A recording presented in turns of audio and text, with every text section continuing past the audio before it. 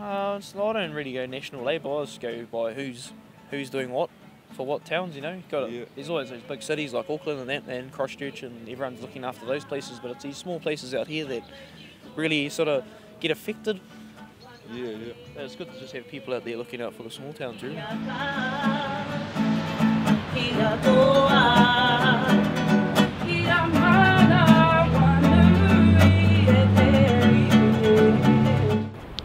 A few months ago, we decided to do a pre-election road trip, speaking to everyday people in the run-up to the 23rd of September. A few weeks ago, this didn't seem like much of an election. I'm at Cape Reinga, and over the next 3 weeks, we'll be stopping at places like Kaitaia and Gisborne, Westport and Invercargill, asking people about Materia and Winston, Jacinda and Bill. We'll also ask about housing, inequality and education. But I guess if you could boil the whole point of this 19-episode, almost daily series down to one single question, it's what do people care about? This is Beyond the Beehive. Our first stop was Pukenui, a small seaside settlement just outside of Hohora. It's mainly, we got a lot of people here that's, finding it hard to live and stuff like that. A lot of people, under the radar, which was finding it hard to survive around here. And What sort of jobs do people have out here? It's mainly up here. It's mainly gardens and fishing, fisheries and all that's the main things up here. You hear it all the time about everyone being able to live have a house and property and employment. But I believe there is enough employment up here for everyone. Well, that's why I don't see much politicians up this way actually seeing for themselves what it's like up here. So I'm quite fortunate to be up here and doing work and stuff because I'm from Coromandel.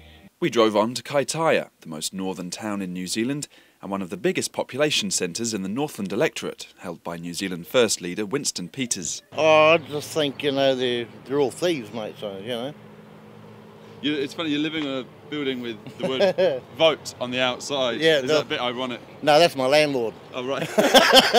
Go Māori party, bro. Māori party all day. So you're going to vote yeah, bro. for Māori party? Yeah, of course. Why is that? Because I'm a Māori. Yeah, that's me, Māori party. And yourself? I'm not too sure who to vote for right now, but I think I'll be leaning towards Calvin Davis. Labour? Oh, yeah, Labour, just because he's a hearty supporter of Northland, and for him to get a seat in Labour and like the things that can trigger from him getting that position, he could climb up and go higher as well.